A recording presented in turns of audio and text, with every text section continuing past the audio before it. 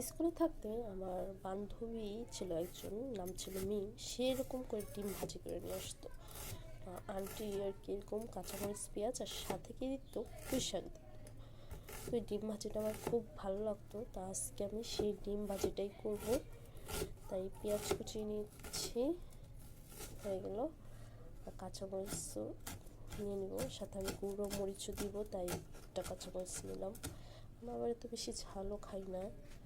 আর সাথে পুঁই শাকটাকে একদম কুচি কুচি করে কেটে নিই।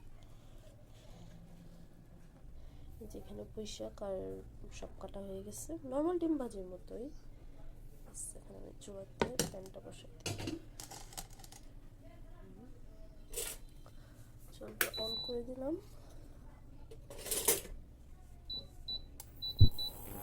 চুলাটা গরম হয়ে গেল আর কড়াইটাও গরম হয়ে গেল। কড়াই গরম হয়ে গেছে, এখানে আমি তেল দিয়ে দিলাম। ডিম ভাজির মতোই সবগুলো মাখিয়ে নিয়েছি। ডিমটাকে ভেঙে আমি এটা তেলে দিয়ে দেবো।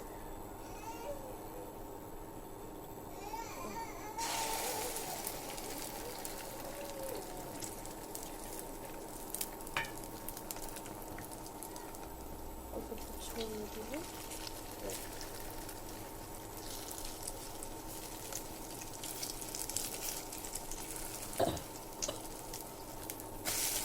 উঠিয়ে দিলাম, পাশে ভালো করে ভাজা হবে। ঢেকে দেবো, পুঁই শাকটা যাতে একটু সিদ্ধ হয়।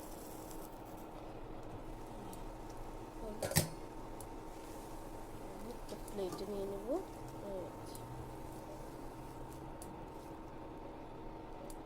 অনেকদিন পরে করলাম।